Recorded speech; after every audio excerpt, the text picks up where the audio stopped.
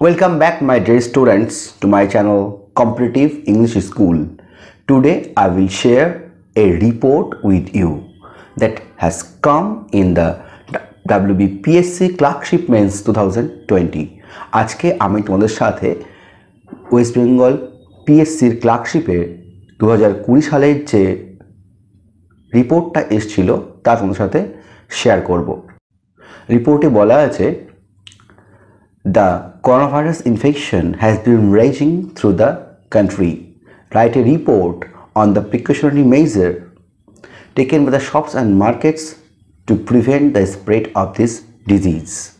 Coronavirus infection দেশে খুব প্রচুর পরিমাণে বাড়ছে।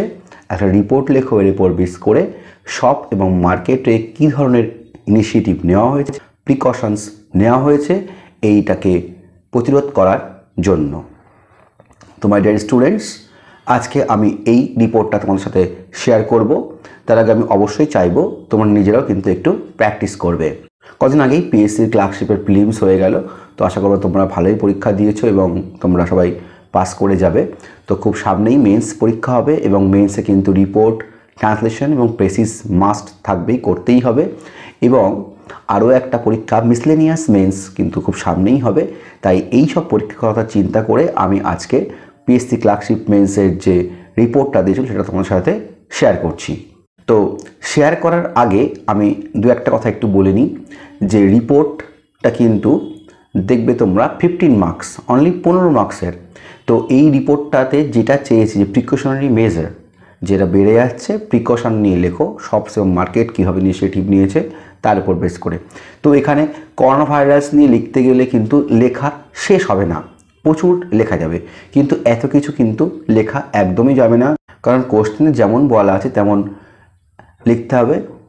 Answer must be brief and to the point. Answer সবসময় কী হবে, সংক্ষিপ্ত এবং যথাযথ, তাহলেই কিন্তু বেশি মার্কস ক্যারি করা যাবে। 15 মার্কস আছে মানে অনেক লিখতে হবে এমন নয়, যা চেয়েছে ঠিক সেইটুকুই কিন্তু তুলে ধরতে হবে তোমাদের এক্সাম পেপারে, পরীক্ষার খাতায় তোমাদের কিন্তু সেইটুকুই তুলে ধরতে হবে। তো এইটা কিন্তু খুব ইম্পর্ট্যান্ট, যেটা তোমরা প্রত্যেকে মাথায় রাখবে। তো আমি শুরু করছি আজকের report, corona virus and it's precautionary measure.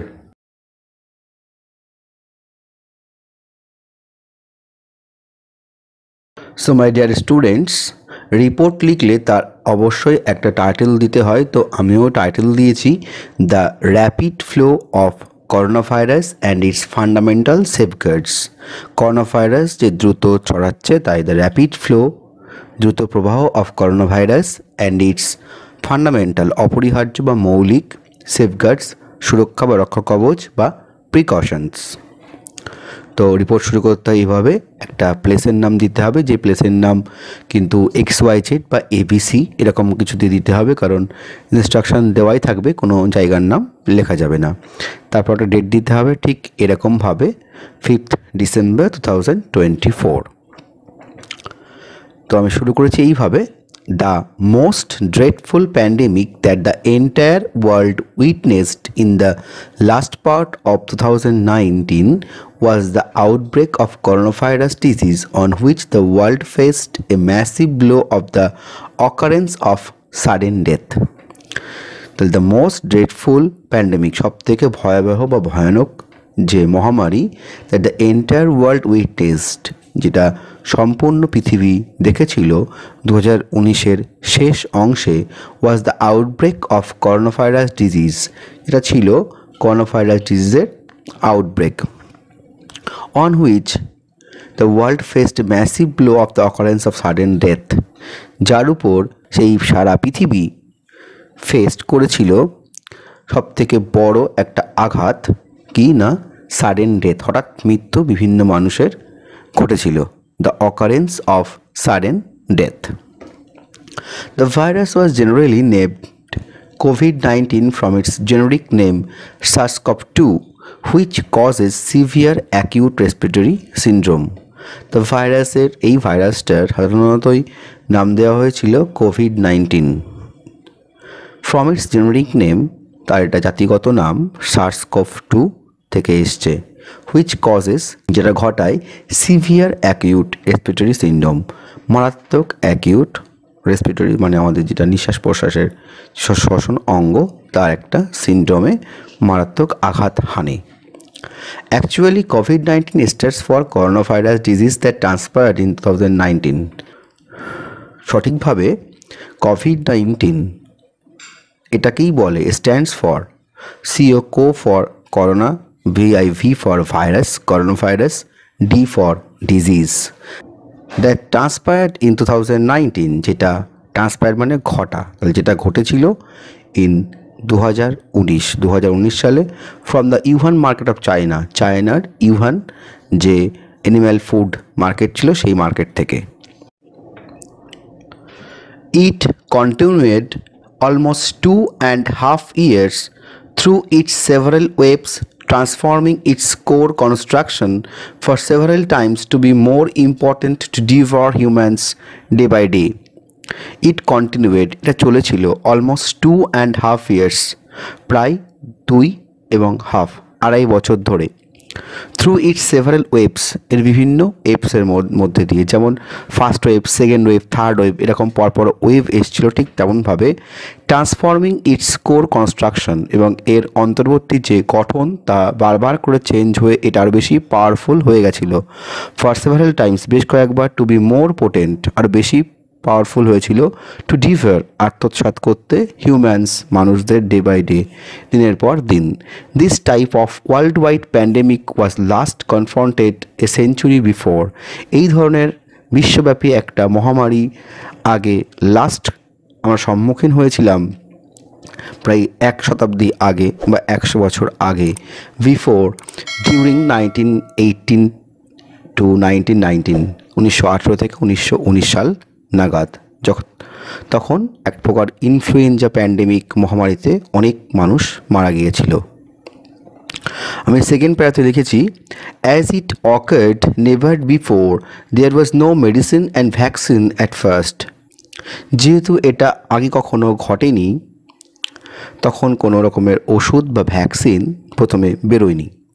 And it was lethal to the children, aged people, and the people who had respiratory problems, acute illness, and other diseases. এবং এই রোগটা বা এই করোনা ভাইরাস ছিল মারাত্মক বা deadly, lethal to the children, বাচ্চাদের জন্য, এজেড পিপল, বয়স্ক মানুষদের জন্য, অ্যান্ড দ্য পিপল, এবং সেসব মানুষের জন্য, হু হ্যাড রেসপিরেটরি প্রবলেমস, যাদের শ্বসনের প্রবলেম ছিল, অ্যাকিউট ইলনেস, দীর্ঘকালীন কোনো অসুস্থতা ছিল, অ্যান্ড আদার ডিজিজ, এবং অন্যান্য রোগ ছিল। So to prevent this disease, precautions goat utmost importance, তো সেই সময় এটা বাধা দেওয়ার জন্য বা প্রিভেন্ট করার জন্য প্রিকশনস বা রক্ষা কবচ নেওয়াটা ছিল অত্যন্ত গুরুত্বপূর্ণ। Here the local municipality imposed several rules and regulations for the shops and markets when they are to be opened and closed. Here the local municipality imposed several rules and regulations for the shops and markets when they are to be opened and closed. এখানে local municipality, পৌরসভা, বেশ কিছু rules এবং regulations চাপিয়ে দিয়েছিল দোকান এবং বাজারের উপর, when they are to be opened and closed, কখন সেগুলো খোলা হবে এবং বন্ধ করা হবে। The vegetables and fish markets should remain open from 6 AM to 11 AM, followed by the grocery shops from 11 to 4 PM. শাকসবজি এবং মাছের যে মার্কেট তা খোলা থাকবে সকাল 6টা থেকে 11টা পর্যন্ত, এবং তারপরে মুদিখানার দোকান খোলা থাকবে সকাল 11টা থেকে বিকেল 4টে অবধি। The police were deployed in the markets to sanitize the hands of the customers, to look after whether they were wearing masks, as it is spread through the droplets of one's cough and sneeze. অনেক police মোতায়েন করা হয়েছিল সেই সমস্ত বাজারে কাস্টমারদের হাত sanitise করার জন্য এবং তারা মাস্ক পরেছে কিনা তা দেখাশোনা করার জন্য, কারণ এটা ছড়ায় একজন মানুষের কাশি এবং হাঁচির ড্রপলেটের মধ্যে দিয়ে। And a gap had to be maintain between two people according to covid rule. কোভিডের নিয়ম অনুযায়ী দুটো মানুষের মধ্যে গ্যাপ রাখাটা বা গ্যাপ মেনটেন করাটা খুব দরকার হয়ে পড়েছিল। And all shops had to B closed after 4 PM, এবং সমস্ত দোকানই অবশ্যই বন্ধ করতে হবে বিকেল 4টের পর। মাস গ্যাদারিং ওয়াজ স্ট্রিক্টলি ফরবিডেন, কোনো একটা জায়গায় অনেক মানুষের একসঙ্গে জড়ো হওয়া পুরোপুরিভাবে নিষিদ্ধ ছিল। Through these stern measures, the spread of this virus can be prevented until the vaccine comes into existence after its fruitful trials. এই স্টার্ন মেজার, স্ট্রিক্ট কিছু মেজার ছাড়া এই করোনা ভাইরাসের ছড়ানো প্রায় সম্ভব ছিল না, যতক্ষণ না ভ্যাকসিন বাজারে আসছিল তার ঠিকঠাক ট্রায়ালের পর। ঠিকঠাক ট্রায়াল ছাড়া ভ্যাকসিন বাজারে আসলে তা কখনোই ফ্রুটফুল হয় না। তো এইভাবে হেডিং দিয়ে শুরু করে প্রথমে কজ নিয়ে একটু বলে তারপর কিন্তু প্রিকশনসটা নিয়েই মেনলি বলতে হবে শপস এবং মার্কেটসের উপর, যেহেতু কোশ্চেনে সেরকমভাবেই রিপোর্টটা চেয়েছে। সো মাই ডিয়ার স্টুডেন্টস, এই ছিল আমার আজকের অ্যান্সার। তো আশা করো তোমরা বুঝতে পেরেছো কেমনভাবে শুরু করতে হবে। শুরুতে প্রথমেই করোনা ভাইরাস কীভাবে ছড়িয়েছিল, এটা কিসের জন্য দায়ী, সেইগুলো লিখে নিতে হবে খুব সংক্ষেপে। এবং লিখে নেওয়ার পর আমরা সরাসরি চলে গেছি কিসে, প্রিকশনারি মেজার, যেটা মেইনলি চাওয়া হয়েছে এক্সামে, সেটাই কিন্তু আমি দিয়েছি। কী কী প্রিকশনস নেওয়া হয়েছিল সেই সব সময়ে, লোকাল অথরিটি, লোকাল বডি কী কী রুলস রেগুলেশনস চালু করেছিল প্রিকশনারি মেজার করার জন্য, যেহেতু তখনও অবধি কোনো ভ্যাকসিন আবিষ্কার হয়নি। ভ্যাকসিন আবিষ্কার হতে গেলে বেশ কিছু ট্রায়ালস লাগে এবং বেশ কিছু সময় লাগে। তো তড়িঘড়ি করে কিছু ভ্যাকসিন বেরিয়েছিল যার এফেক্ট মানুষ এখন বুঝতে পারছে। তো মাই ডিয়ার স্টুডেন্টস, এই হচ্ছে আমার আজকের সলিউশন। যদি তোমাদের ভিডিওটি ভালো লেগে থাকে তাহলে কিন্তু তোমরা অবশ্যই লাইক করতে ভুলো না। আর এখন পর্যন্ত যারা আমার চ্যানেল সাবস্ক্রাইব করো, সাবস্ক্রাইব বাটনটাকে সাবস্ক্রাইব ক্লিক করো, পাশে থাকা বেল আইকনটা ক্লিক করে দাও to get further notification from my channel. আজ এই পর্যন্তই। Thank you, thanks for watching. See you in the next video again.